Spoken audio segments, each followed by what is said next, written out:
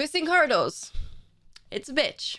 Hey guys, it's Rage, and today we're going to talk about the Twisted Corridors. I'm going to explain exactly what it is, because it just got released in World of Warcraft Shadowlands sort of this week / last week, so I'm going to go over what it is, what's included into it, and why everyone is buzzing about it. The Twisted Corridors is a new mini-game that just got released into Torghast. It's a brand new feature, a brand new feast of achievement for players to go and grab.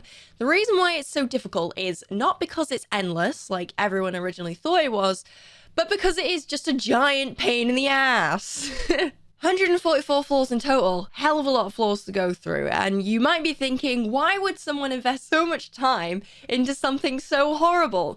Well, that's because when you unlock and complete the Twisted Corridors, you actually get awarded with a mount, and there's something really special about this mount. It's not just any old mount. Sure, it doesn't look entirely amazing. It's just like one of those things that you see in the mall, but you can use it in the mall. And that's why it's so special, because people spend so much time in the mall, whether you're doing your daily quests or if you're getting your reputation up with Venari or whatever. You spend a lot of time in the mall, or you should, and most people do. You get a mount to use in the mall, which is revolutionary. Like, we've been waiting a really long time for this since the beginning of Shadowlands, when we were forced to actually go into the mall without a mount.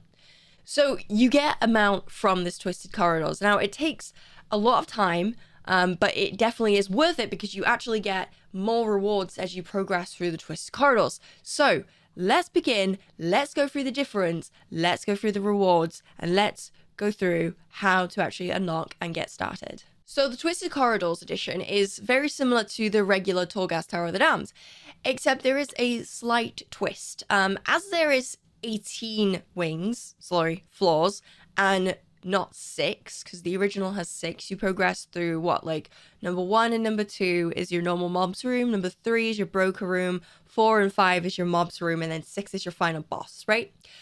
So it's like that, except it contains 3 of those per layer. Each group contains mobs and bosses from another wing. So Torghast has many wings for you to choose from. Only 2 are open at a time. But Torghast Twisting Corridors has a new wing each group. So it's like you're doing, if you're doing 1 layer, it's like doing 3 wings at once. That can probably give you a scale of just how annoying and difficult it is. That's the sheer amount of mobs that you're going to face. But obviously you get broker rooms, and obviously you get final boss rooms. So obviously final boss rooms will be the 6th room, the 12th room, and the 18th room.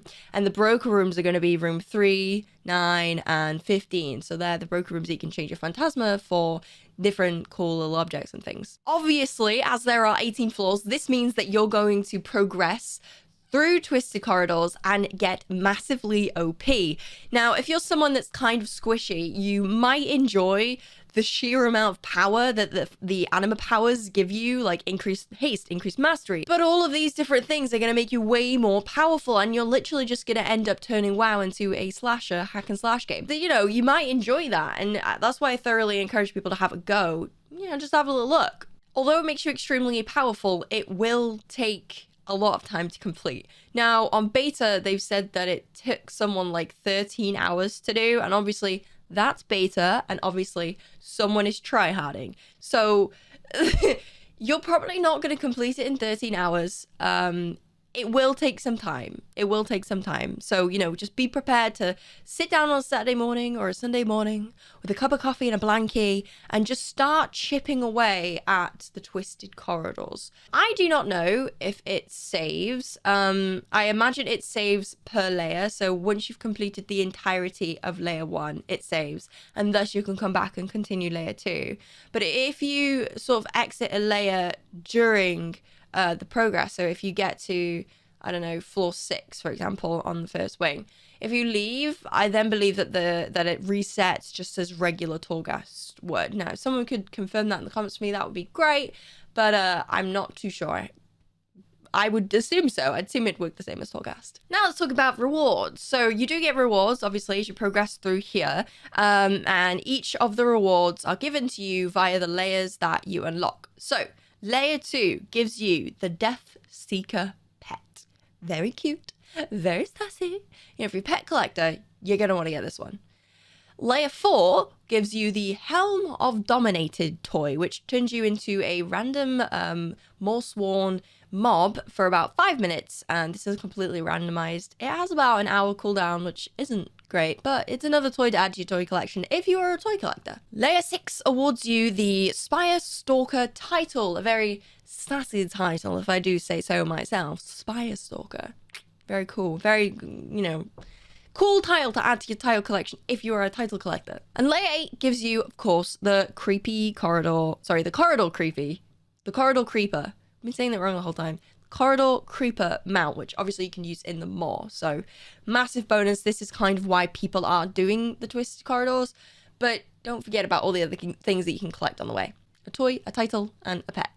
Now, let's talk about how to actually unlock the Twisted Corridors. So if you've been keeping up to date with all of the Torghast quests that you've been getting from Bolvar, you should be ready to go into the Twisted Corridors, if not, maybe next week. So the way that it works is that you need to do the previous 7 weeks of questing in order to get the quest that introduce you to the Twisted Corridors. Now, if you have skipped a week, you then need to complete that quest that he gives you that you have right now, or you need to go and collect.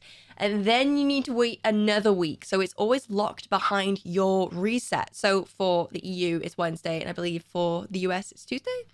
So you should be able to go and grab your quest today and progress with it. The quests that you need to complete, I will list them out for you. The first one is Explore Torghast, Remnants of Hope, Information for a Price, and Torment Jaina. Not Torment Jaina, Torment Chamber Jaina. Finding a Witness, Lest the Trail Go Cold, Torment Chamber Thrall, and lastly, Signs of the Lion. Now, with each of these quests that you do, it will be unlocking a cinematic for you. And these cinematics are great. These cinematics are very much tied to the story of Shadowlands. So if you're feeling a little bit lost and you're feeling like you're stumbling through the story of Shadowlands and you have no idea what's going on, I thoroughly recommend doing Bolvar's quests. Or, you know, just watching them on YouTube like I've done. But this is some way to catch up with the story in-game if you like experiencing it for yourself. Another thing to mention is that there is no catch-up mechanic. Like I said, you're gonna have to do it week by week, but it is account bound. So once you do it on one character, you unlock it for your other character. Torghast does seem like quite a grind, right? It's kind of boring, but it can be fun when you don't really know what to do. Especially with this Twisted Corridors new thing. Like, I'm excited to see what we can do with our characters, how powerful we can be with our characters, how much of a complete freak of nature we can become with all of these new anima powers. There is actually guides to tell you what anima powers to pick up if you would so wish to follow a guide, and I'll link it in the description below. It's for every single class, every single spec, so, you know, enjoy that. If you want to follow a build, if you want to try and replicate it, go for it. You're going to have a lot of fun if you do that. But it is going to take you a while, so I would thoroughly recommend chipping at a layer every now and then, you know, maybe with some coffee, maybe with some snackies, maybe with some blankies. Ah, that's really hot. So just take your time, don't be rushed by it. At the end of the day, the only thing that's locked behind it is a mount that you can use in the Maw. Great for utility, but again, nothing that's going to put you behind any other player as such. You know, they'll be able to, you know, run around the Maw quicker and be able to complete more quests quicker and be able to collect things quicker. But you're not going to miss life without it. Like, you can still progress and do the quests and everything like that without the Maw mount. So that's what I'm trying to say. It's like, don't rush, don't feel pressured to do it. But if you have it, it is thoroughly going to increase your happiness while inside the Maw. So yeah, that is the Twisted Corridors explained. If this helped you, please let me know in the comments. It does thoroughly help me when I know that this helped you. And if you want any other features of Shadowlands explained, do let me know as well. If you have any questions, leave it in the comments box below.